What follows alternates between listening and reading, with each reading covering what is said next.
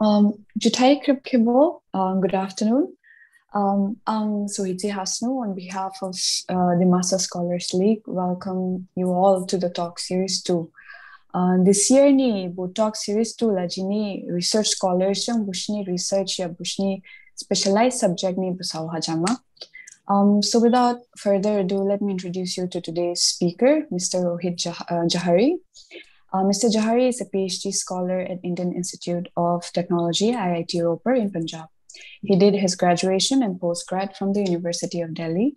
His thesis title is on the violence and the morality principle in select English novels from Northeast India.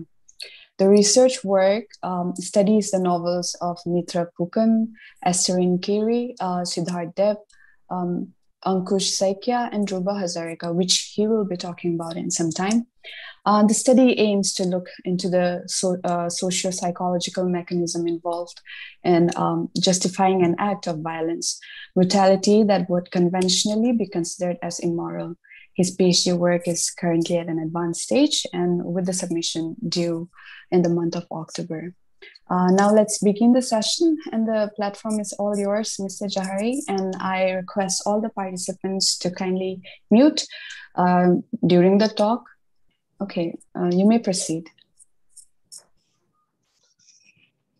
Thank you, Sohitji, for your introduction. Jutai, everyone. Good afternoon, everyone.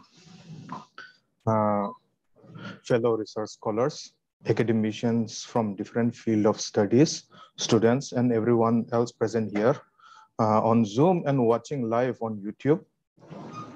I welcome you to my talk, which is titled The Pitfalls of Being Moral, Evidence from Dhruba Hazarika's Sons of Brahma. I'll begin my talk with an introduction.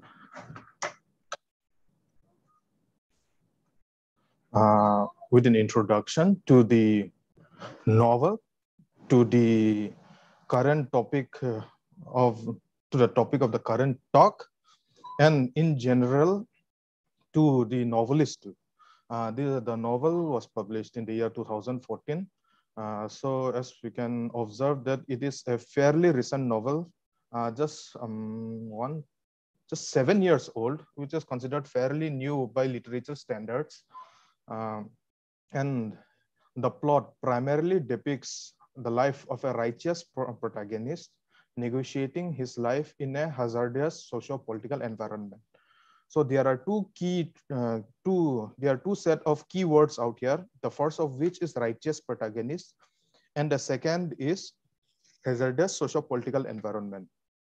The first keywords righteous protagonist implies that the protagonist is a highly honorable person, possessing a high-minded personality, and who negotiates his life in a hazardous socio-political environment. And a hazardous socio-political environment refers to the violence which has been fomented by the internecine fighting between the militants on one side and the government military machine on the other.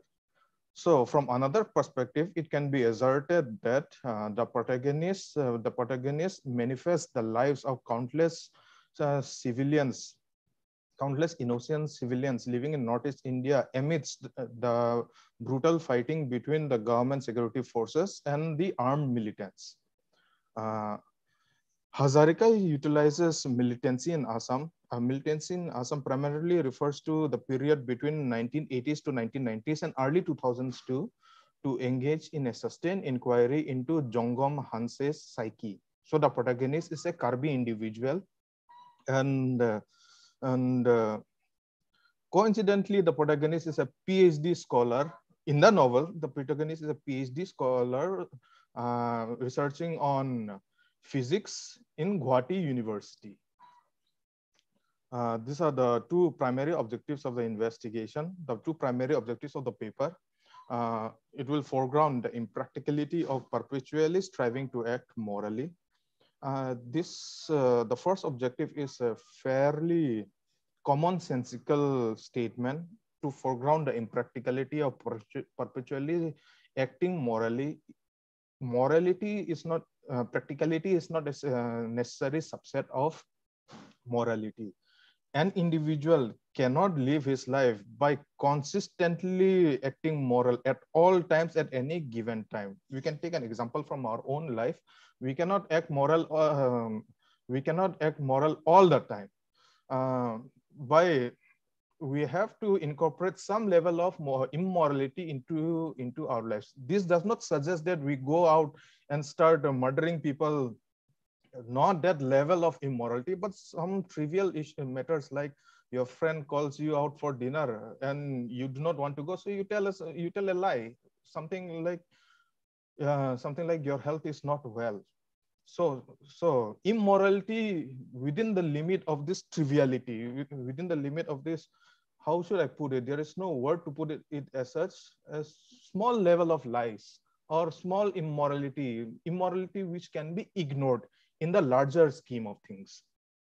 So some level of immorality has to be incorporated into our lives. But the second objective which follows is that it is quite controversial, which is that killing another individual is an unavoidable tactic of upholding conventional morality. Now, to kill another individual is not a trivial matter at all. In fact, to take any living organism's life is not such a trivial matter. But as this investigation, as this study will eventually prove that within the context, within the society, within the socio-political space depicted in the novel, killing another individual becomes an unavoidable tactic of upholding conventional morality, pertains to upholding peace in the society. So for peace and harmony in the society, in the world depicted in the novel, murdering is required in specific circumstances. Before proceeding further with the core arguments in the paper, I thought it wise to give an brief introduction to the novelist Dhruba Hazarika, who also writes short stories, and he basically started his career as a short story writer. He grew up in Shillong, and he is an ex-IAS officer who retired in the year 2018, if I'm not wrong. And he has also served as the one-time chairperson of the Assam Public Service Commission. And he is also a founding member and general secretary of Northeast Writers Forum, which, as the name suggests, is a society of writers, poets, novelists, fiction writers from Northeast India, based in Northeast India.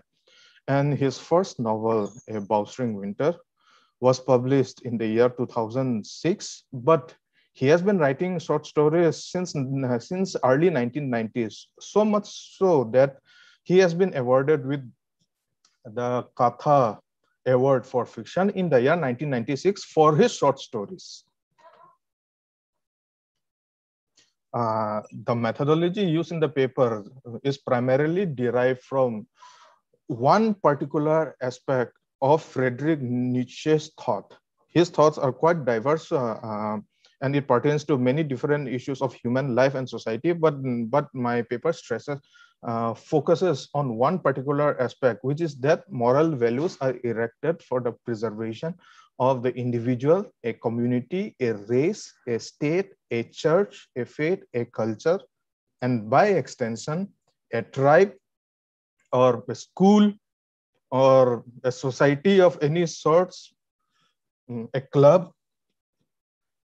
So in other words, Friedrich Nietzsche strips moral values of his exalted status, of his holier than thou status. He rejects the idea, he challenges the idea that morality is divinely ordained. It is not. On the contrary, Nietzsche is of the opinion that moral values primarily serves a moral purpose, and that moral values, those socio-cultural values that together makes up morality, are not eternal and they are subject to change. And he has proven in his another work on the genealogy of morals, in the first section of that book on the genealogy of morals, he has proven in context of the Western society that those socio-cultural norms and regulations have undergone a change. So simply put, those norms and conventions, those regulations, which are at the prevailing point of time considered moral, may or may not be considered moral in the future. This also implies that those socio-cultural values that were once considered immoral may at the present time be considered moral. So immoral can turn into moral, and moral can turn into immoral. So basically, moral values are not eternal. The respect accorded to morality is the socio-cultural norms which makes up morality, they change. In support of Nietzsche's assertion, the philosopher Bernard Judd writes, but though moral values are universal, they are not absolute. Now, this is the central thesis of Nietzsche's argument, that they are not absolute and that there are exceptions to moral rules. Makes it clear that it is impossible to apply the moral rules mechanically in deciding what to do or in making moral judgments. Now, there's a paradox out here. Judd, no doubt, undoubtedly supports Nietzsche's argument, but he goes further than Nietzsche to propound that sometimes for moral ends we have to use immoral means. So to achieve an moral outcome, to achieve an outcome that can be considered as moral, that society will appreciate as moral, sometimes we might have to use immoral means, immoral mechanisms, utilize immoral tactics. So Bernard Judd, again, in his own way, challenges the view, the dominantly held view that moral values are God-given. They have something transcendental quality, but they are not. So in his own way, he has challenged that conventional thinking. Since my paper and the novel dominantly follows the life of the protagonist, well, we cannot skip. Rather, my paper does not skip delving into the dominant personality, the personality trait of the protagonist. The protagonist, Jongam Hanse. And upon reading the novel, a reader would notice that Jongam's dominant personality trait is to impulsively support those he perceives as oppressed. To put it in a slightly different manner, Jongam's dominant personality, his personality is defined by this impulsiveness to align himself on the side of those he perceives as oppressed. And it is this aspect of his personality is quite evident in the novel, but to simply state that he has he has a certain kind of personality is quite simplistic. One has to look into how did he come to imbibe, how did he come to express, or how did he come to manifest this particular aspect of his personality, and who is the source from which he has derived his personality. And in the novel, the source is his father, Brahma, who also exhibits a propensity to help oppressed individuals. And the propensity to help oppressed individuals derived from his father. This whole statement is supported by Sigmund Freud's idea, who asserts that in this ego ideal or superego, the representative of our relation to our parents, when we were little children, we knew these higher natures, we admired them and feared them, and later we took them into ourselves. Basically, Sigmund Freud is positing that children imbibe the moral outlook, the moral compass of their parents. Sigmund Freud actually notes the father figure as the prime source of morality for any children, which has been debated. The mother can be the source too. And Sigmund Freud is not known for his feministic views. In fact, it is also says that he was quite anti-feminist in some aspects, but that is irrelevant to my current project. But what is relevant is the idea that parents serve as the source, as the origin from where children learn their moral values. And in support of Freud, J. David Velleman believes that the external authority of morality is represented as the authority of another person, the parent. The autonomous exercise of that authority is represented as the assumption of the parent's role by a part of the self, in which the parent is internalized, which basically states that once you internalize your parents' moral outlook, the external figure of the parent is not physically required for the subject to behave morally. Once you internalize, you develop a conscience, and that conscience, which in Freud's words is termed as superego, impels you, urges you to act morally. So an external figure, an external authority figure is irrelevant, is redundant once you internalize, imbibes your parents' moral outlook. But the psychological fact that you imbibe your parents' moral outlook, and to simply state that the children imbibes their parents' moral outlook is quite simplistic, and it is quite problematic without first looking into what are the conditions, if there is any, the conditions on which a children internalize their parents' moral outlook. And the condition is emotional attachment, and this is what has been stated by Ernest Q. Campbell. Identification, which usually means an emotional attachment to an object or person and a desire to please and / or imitate them, is then the major process which leads to internalization and of its relation to identification. Simply put,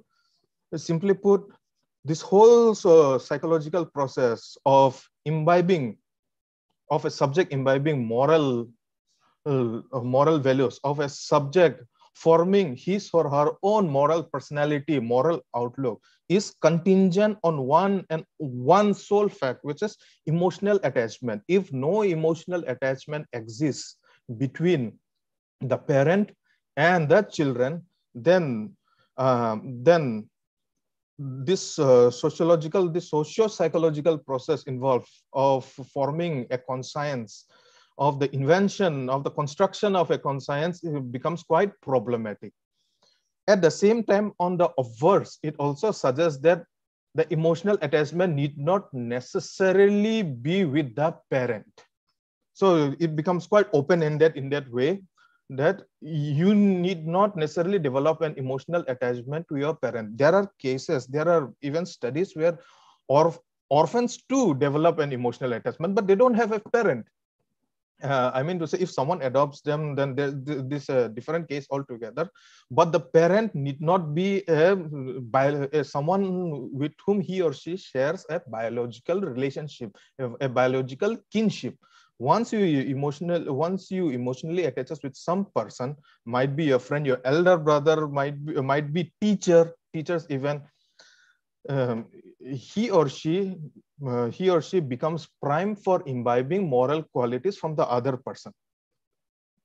So, to recollect, two key points which have been made until now is that first, Jongam Hanse, a Karbi, a PhD scholar in Guwahati University, he has a dominant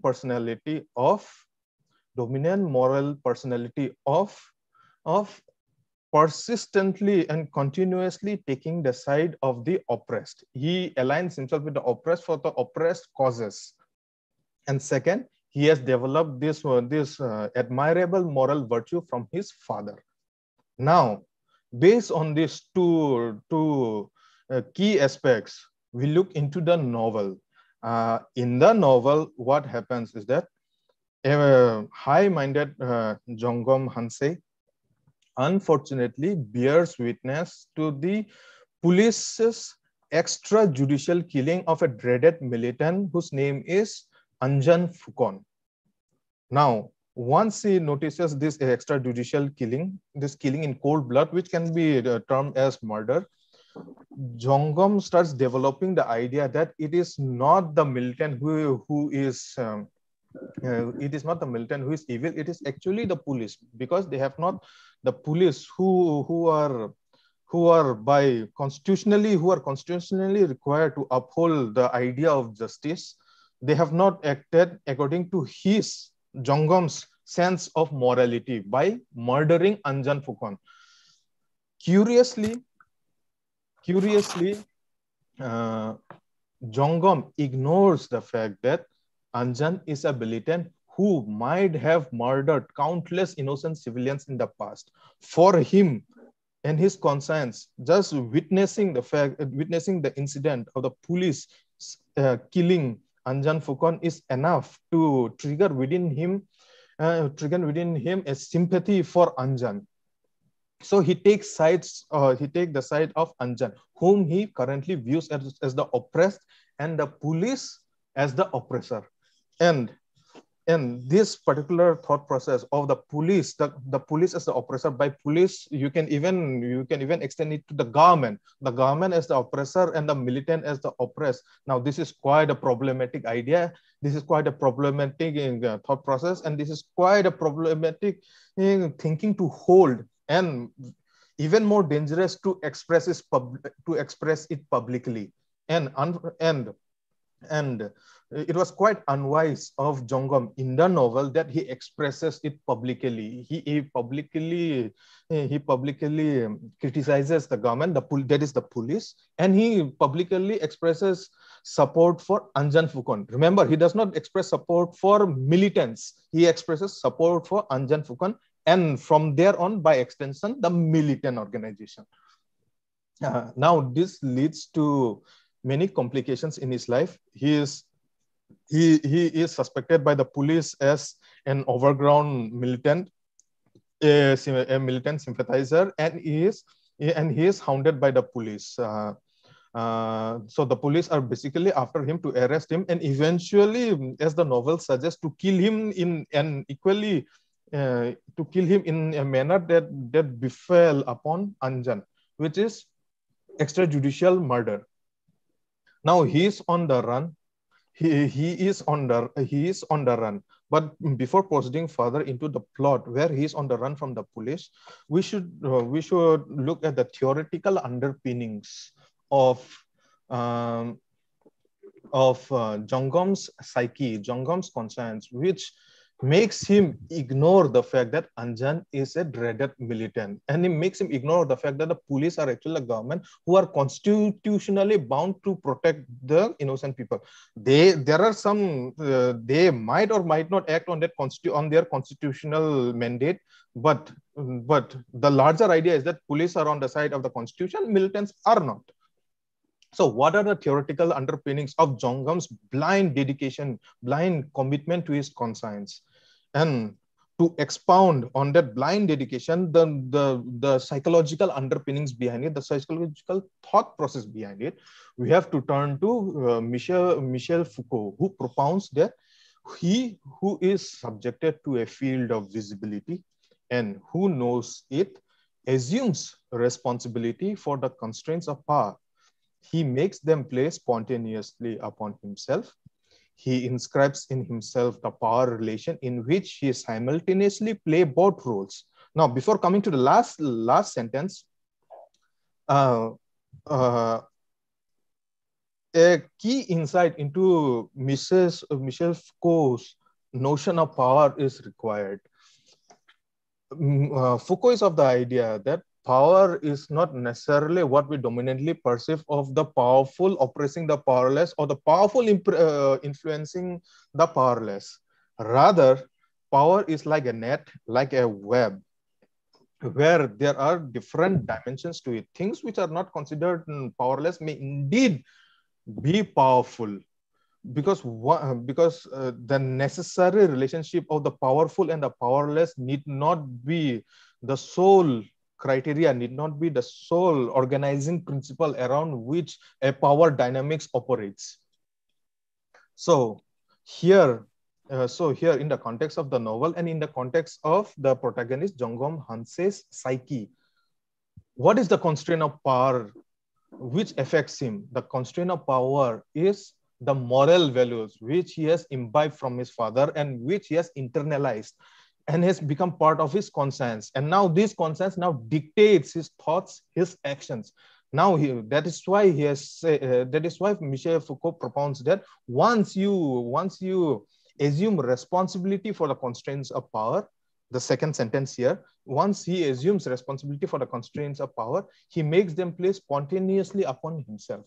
He inscribes in himself the power relation in which he simultaneously plays both roles. What are the roles? Once you internalize the moral values, he becomes the principal of his own subjection. Again, this harks back to an idea propounded earlier, which is that once you internalize the moral values, you don't need an external authority, an external figure, or the physical presence of another person who will dictate, who will police you into following the moral values. You yourself become the police of your own conscience. You basically self-police yourself. Now, Foucault's idea of self-policing, which is known as the idea of the notion of the panoptic gaze, is theoretically similar to Freud's theory of the superego, In fact, there have been many papers written on it where Foucault's notion of the panoptic gaze and Freud's theory of superego overlap to the extent that they are considered one and the same, but coming from two different philosophical lineage. So one such essay which underscores a vital point on Michel Foucault's notion of the panoptic gaze and Freud's theory of the superegos is by Deborah Cook, who propounds that in both cases, it is social norms that are internalized. And in both, internalization turns the individual itself, the object of the gaze emanating from the eye of institutional or parental power, into a repressive force. Parental power, the last 6 to 7 words, parental power into a repressive force. Again, this has been the key theoretical argument of my essay up to this point, is that the conscience in itself works as the police. And the conscience in context of Jongam Hanse's psychology, his mental upbringing, his conscience works as the police to consistently pressurize him into following his moral ideas, his moral values, his moral beliefs, which is to align himself on the side of the oppressed. And this is what he did. He aligned himself on the side of the oppressed, who is unfortunately a militant, a dreaded militant, who has been killed in what could be termed as cold-blooded murder. And hence, Jongam presently sympathizes with Anjan and treats the police as demonic. Once again, David S. Jones believed that a person will feel guilty if and only if he believes that he has actually performed some act which he sincerely believes is morally wrong, and that he has no exculpating excuse or justification for having done so. Now, here is the central twist in the novel, which has been incorporated as the primary ingress around which I have structured my paper, which is that a person will feel guilty if and only if he believes that he has actually performed something which he sincerely believes is wrong. Now look into it. A person will not feel guilty when others say that you have done something wrong. A person will feel guilty, according to David S. Jones, a person will feel guilty if and only if the subject himself believes that he has actually performed something which is morally wrong. Now, when Jongam Hanse sympathizes with the dreaded militant Anjan Fukan, he does not think, he does not believe, he does not view his action, his sympathy with Anjan as an immoral act. But over the course of the novel, Jongam eventually realizes that he was grossly incorrect. He has grossly committed a mistake by actually sympathizing with Anjan and turning hostile against the police. And once he has this realization, a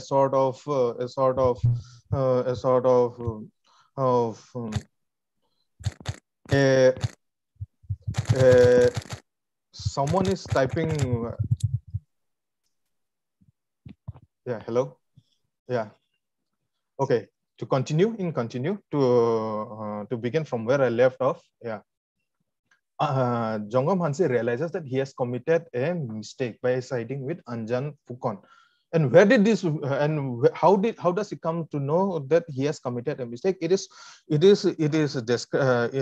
is where the plot extends to.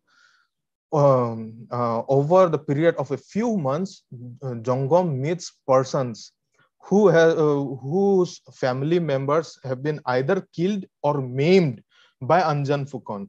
And Anjan Phukon is eventually revealed to be a militant, of course, a bloodthirsty militant who is not committed to the ideological cause of the militant organization. He is more a sadistic, homicidal personality who who basically utilizes the militant organization and their gun wielding power as an avenue to fulfill his bloodlust. In a way, the novel suggests that he is actually a serial killer. I think this is where the novelist, since he is from Assam and he is from the side of the government, he's trying. It is also suspected that the novelist Dhruba Hazarika, an ex-IS officer, is trying to demonize the militant organization. But that is again another concern which is not related to my paper at all.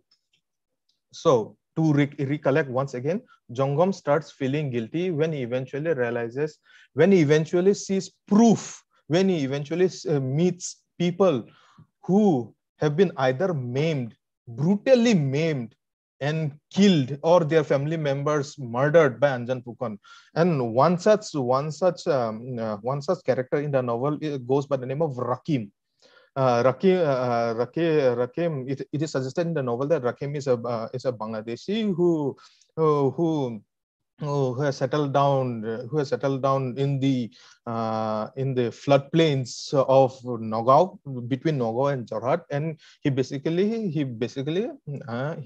catches. He is a fisherman who uses his boat to catch fish. Now, Anjan Phukon in the past has used Rakim to smuggle some contrabands. Rakim did not know about it, and moreover, Rakim was pressurized at gunpoint to smuggle the contraband. But Rakim was eventually caught by police. But Anjan Phukon does not believe Rakim. Anjan Phukon thinks, that is of the opinion that Rakim has actually ratted him out. Rakim has actually surrendered himself to the police. So how does Anjan punish Rakim? He cuts off his penis.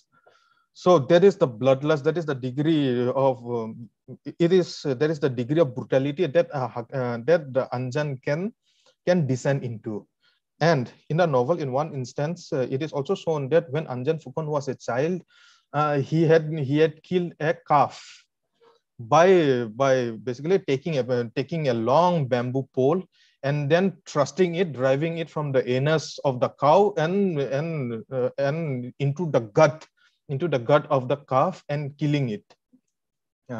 So from this, upon hearing this anecdotal evidence, upon learning of the past of Anjan Phukon, Jongam Hanse realizes that he has been wrong, that his conscience, which tells him to consistently take the side of the oppressed, is impractical given the socio-political circumstance he lives in. His personality was always black is black, white is white. There was no gray area in between. Now he's slowly learning that one has to develop a personality that will consider the facts, one that can notice the gray area in between. Everything is not moralistic and everything is not immoralistic. So here comes the impracticality of morality in support of Jongam's mental metamorphosis from a person who is vehemently supportive of his conscience to a person who is ready right now at present moment in context of the novel to compromise on his moral values. So the theoretical support of it is derived from Bernard Judd, who emphasizes the practicality of perpetually subscribing to moral values. Judd opines, but though moral values are universal, they are not absolute. See, once again, he is in different words reasserting Nietzsche's central thesis, which is moral values are not absolute, they are not eternal. In continuation, that there are exceptions to the moral rules make clear that it is impossible to apply the moral rules mechanically in deciding what to do or in making moral judgment. Basically, he's calling for making moral judgments judiciously. You have to factor in many different points. You have to factor in the black area, as mentioned earlier, the white area, as mentioned earlier, and more importantly, you have to factor in the gray area too, which over the course of the novel, initially in the novel, Jongam Hanse failed to do, but over the course of the novel, Jongam Hanse learns the societal trick of factoring in the gray area, of learning that practicality has to be taken into account while making any moral decisions, while taking any moral judgments. Now, to close my paper, I would once again use a Nietzschean scholar, Douglas Smith's words, which he foregrounds, which he has written in the preface to the recent edition of Nietzsche's book on the genealogy of moral, where he notices, where he highlights, where he spotlights, or rather foregrounds how Nietzsche criticizes the dominant tendency to uphold moral values as sacrosanct. In context of Jongam Hanse, he realizes that that the police extrajudicial killing of Anjan Fukan, the murder of Anjan Fukan without recourse to law, without even going to the court, was actually practical, and it was actually required for peace and stability in the society. Because until and unless Anjan Fukan is not killed, there will be non-violence and disharmony within the society. So this is what is the key objective of my paper, to state that murder, which is in the conventional scheme of things, murder is obviously immoral, but we have to factor in the outcome of what that murder achieves. And if I can recall Hannah Arendt's statement that end justifies the means. It is sometimes the philosophical debate is that whether the end justifies the means or the means justifies the ends. But Hannah Arendt's statement is key here, though it has not been incorporated. It has not been incorporated in the paper too. But this is the central theme, that the means is not that the means does not justify the outcome. A moral means does not always lead to a moral outcome. Sometimes an immoral means can also lead to a moral outcome. And that is why Smith writes here in the last quote, for Nietzsche, the moralities in question are not values based in objective truths. Again, challenging the idea that moral values are universal or eternal, but reflects the concrete interests of those who subscribe in them. So this paper have come to the end of my talk, or rather my talk on my paper. And this paper was published in the year 2019. It was my my first paper, and with this, I hope I made some sense of my paper and disseminated it onto you all, because there are people from many different fields over here. So I was quite nervous. I was quite conscious of the fact that I have to disseminate it. I have to disseminate the ideas from two people from diverse backgrounds. I hope I have concretely established the key points of my talk. And with this, I conclude my speech, rather my talk. Thank you. Chutai. Thank you so much for your engaging talk, and your talk really gave an insight about the novel, and also into the life of the protagonist and how him negotiating between for his life. And also, I think most civilians could also relate to this novel, being from Northeast, and how the protagonist's errors and challenges in his life that he went through, and how at the end he realizes how practicality should also be taken into account. Also, how you explain about how today's norms and regulations may be considered as moral, but may not be moral tomorrow. And the concept of emotional attachment and the concept of power and powerless has been very well explained, for at least for me. So thank you so much. And now the session is open to queries and questions. You may unmute yourself directly and ask, or you may leave it in the chat box or in the comments section if you're watching from YouTube. So yeah, we are open for questions. Just give me a minute. There is no electricity in my system right now. I have to go. I have to go just outside the door, and I have to switch on the UPS machine. Just give me a few seconds.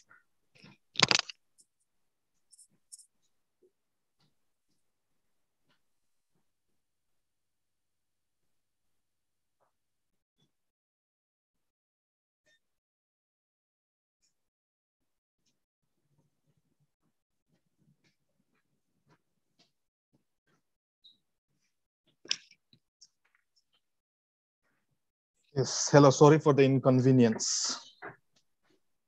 No problem.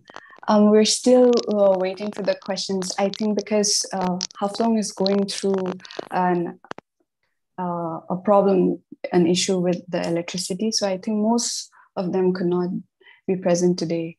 But I'm sure once they go back and see the videos and have any queries, they can get back to us, and I can get you the questions. And we can this. Hi, can I come? Yeah. Here? Yes, Fumi. Okay, look, it was a very interesting talk. Abi. For you. Audible niya. Anerade. Echoes are to go 3-4 echoes at the same time. Oh, I don't know. Clear Jaya, is it? Clear Jaya? Okay, let me try it in my earphones. Okay.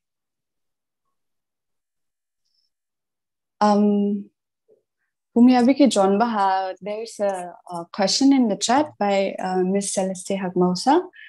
She says it was a unique topic, and she have a few questions. So do you think religion plays a vital role, or is mandatory for human beings to have morals? Is moral and religion linked? Okay, I can see the question in the chat. It disappeared. Yeah. Yeah. Thank you for the question, Celeste. Do you think religion plays a vital role? Is mandatory for human beings to have morals? Now, when you ask me, do you think, and when I give an answer, my answer will obviously reflect the philosophers that I have studied. And one of the primary philosophers, which is key to my thesis, is Friedrich Nietzsche. So my opinion will be a reflection of his opinion. And he states that religion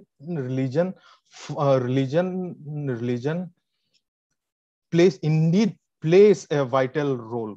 Okay, for human beings to have morality, to have develop a certain sense of morality. But is it mandatory from a Nietzschean point of view? No. For him, religion is also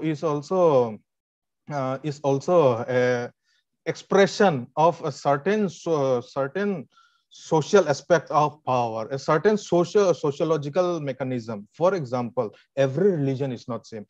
Hinduism has a certain way of thought, demands a certain way of thought, demands certain level of dedication, and demands certain rituals. So one religion has certain sociological process of expressing its power, or influencing people rather, and another religion will have another way of expressing, or rather influencing people. So it now coming down to your second question, based on my answer, my statement from the first, is religion and is moral and religion linked inextricably?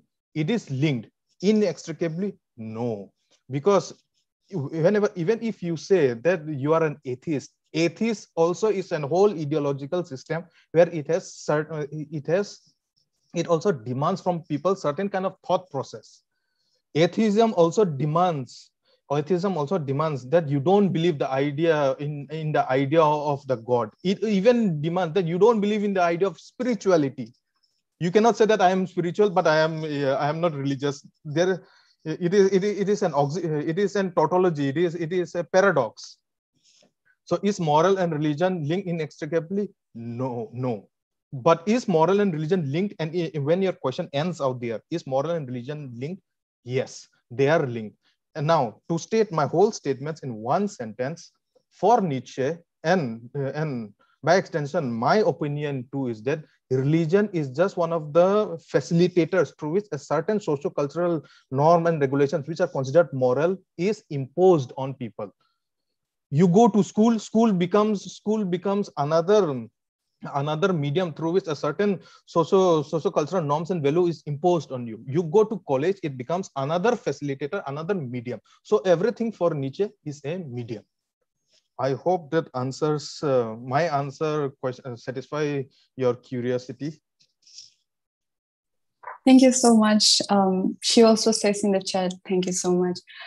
Getting back to Fumiabi, if her audio issue is all right, she can speak. Okay. Is it okay now? Am Yes, I sounding yes. all right? It is perfect now. Okay. Yeah, speaking of morality, actually, I was very intrigued when you spoke about how morality could be impractical in nature. So, because even in anthropology, we apply an approach called relativism, where when we study different cultures, we have to validate or accept all the cultural traits of that particular community.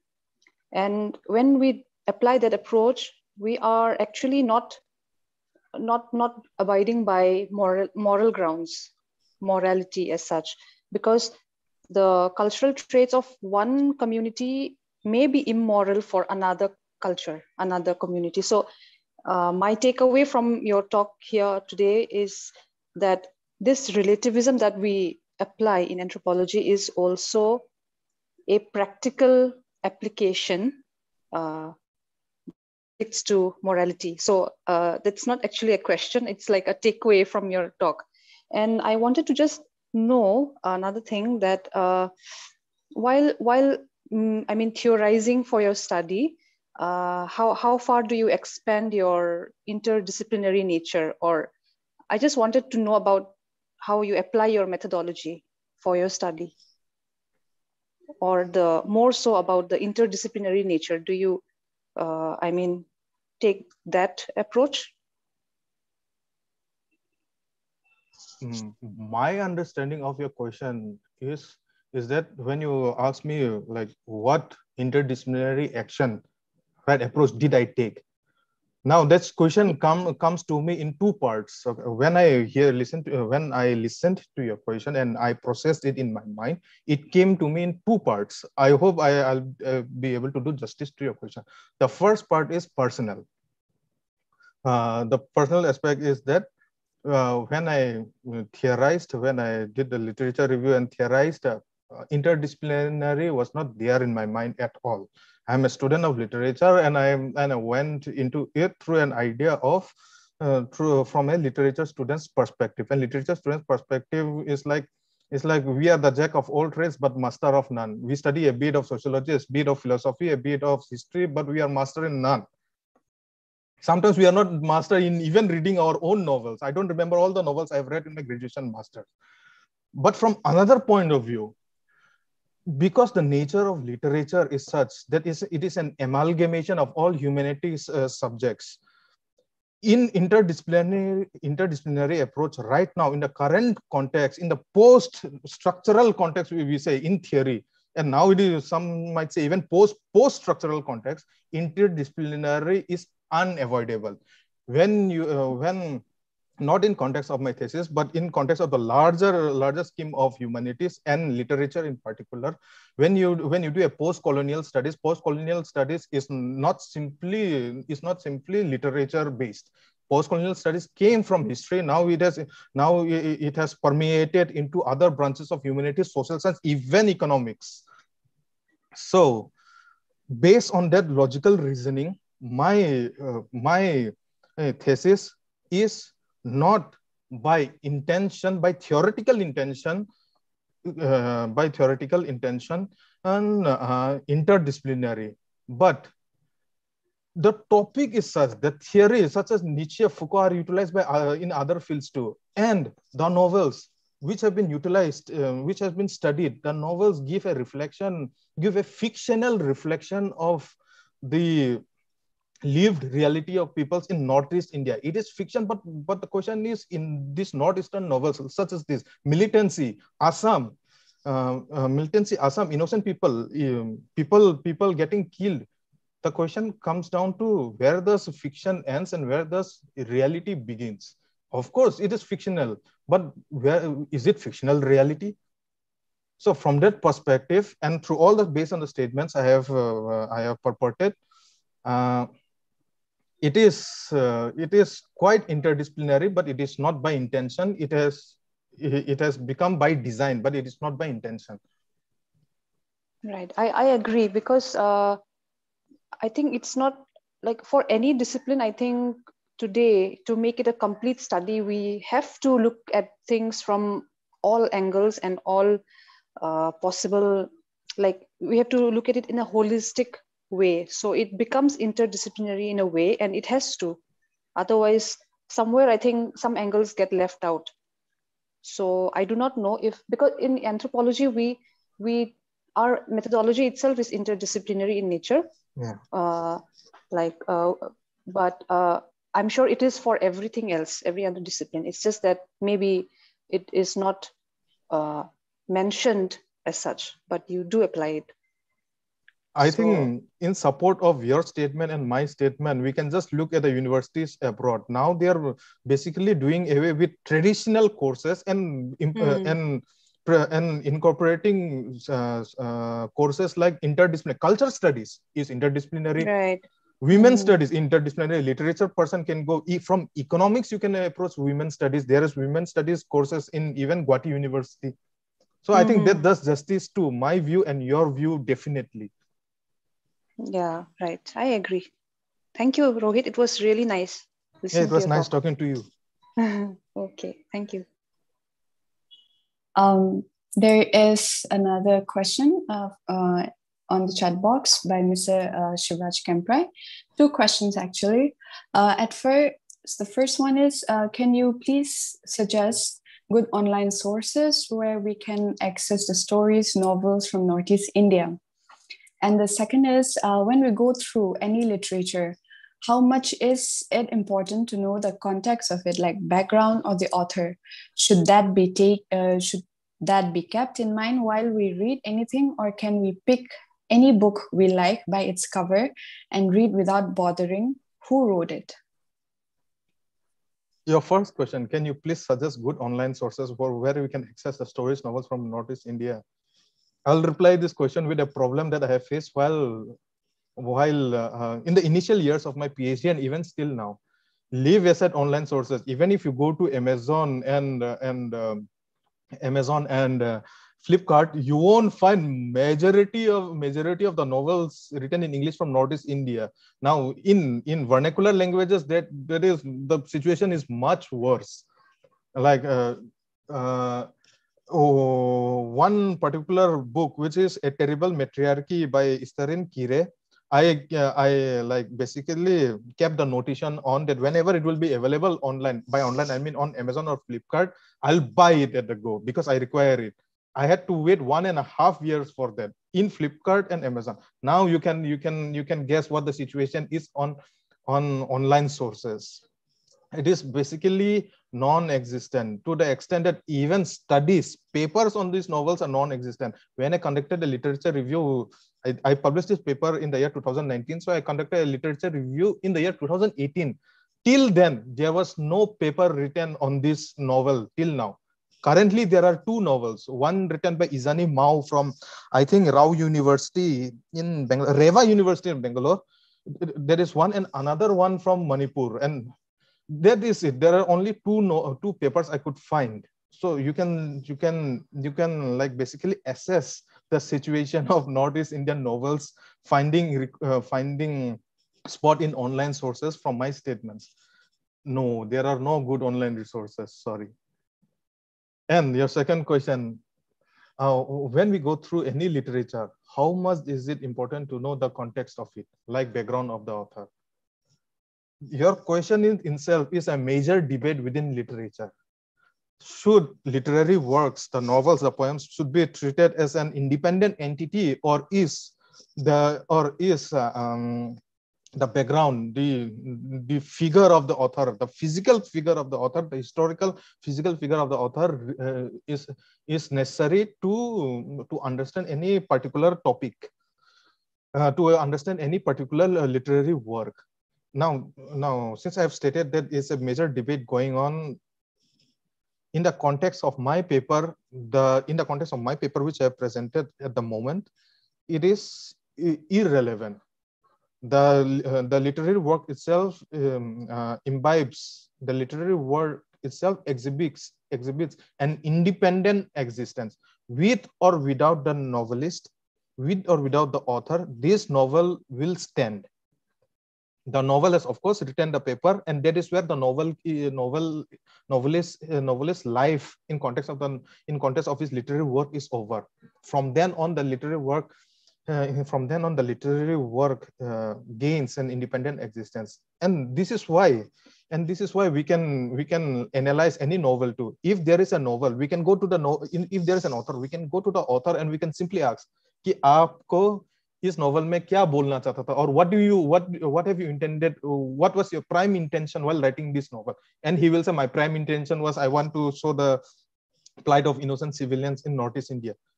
Once he has said it, then there is no scope for us to analyze anymore. He has said it. He has given the central meaning. Now, what then from then on, everything we research is all false because he has given the meaning, but we don't take into account the author. That is why we can try to find, each of us can try to find on my own meaning. I have gone through it. I have found the meaning and I have presented. When you read the novel, you'll find that maybe Anjan Fukan is a hero. He has killed many people, but he's a hero. You never know. So this is a constant flux. Should we or should we not? I suggest that you should know about the background of the author, but you should not think that the author has any influencing presence while reading the novel. The author has written the novel, that is it. Your second question, should that be kept in mind while we read anything, or can we pick any book we like by its cover and read without bothering who wrote it? Well, you should keep in mind who has written the novel, because if by mistake you pick up Chetan Bhagat's novel thinking that you want to read something very glorious literature, then it will be quite problematic. You should know about the novelist, of course. But while for us researchers of literature, we are basically expected not at all times. It is not compulsory, but we are basically expected that we discard the thought of the novelist. Yes, the novelist has written he is so and so, or she. My apologies. All the while I have been using the term he. It can be she. It can be of any gender, cisgender, anything. So he or she, while analyzing a paper, while analyzing a particular novel and writing a paper on it, the author is irrelevant. I hope again that it answers your question. Okay. Hello. Yes, I think the answer is fine. And I think I will go with the first response that you gave, that it's debatable. Yeah, it is debatable. Yes. Because I sometimes feel that like whatever you said is true, that because the author has written it and it's up to us how we see it. But still there are like they say right-wing literature, left-wing literature, this, that. So even of a same piece, like of a same incident, if two people writes a novel, then I think their personal aspects also influence it, and like since they can influence a lot of other people through their literature. So I think it's the debatable answer. One is fine for me. And another thing, it is still debatable. It is still debated till now. Nobody has a concrete answer to it. Yes. I think we should be satisfied with that.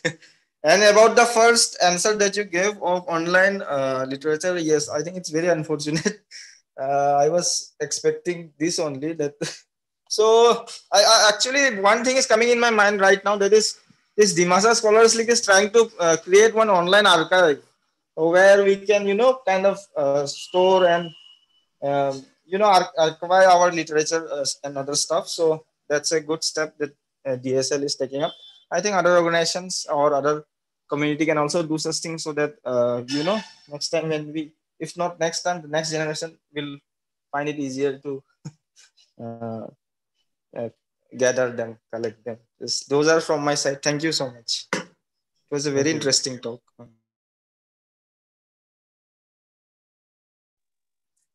Thank you so much again. There is no more, I cannot see any more questions. So I think this is it. Again, thank you so much, Mr. Jerry, for your time and also for this very interesting talk. And also wishing you all the very best for your PhD submission that is due. Thank you. So I, on behalf of the Dimasa Scholars League, also want to thank all the participants for joining us today on Zoom and people who are watching it on YouTube.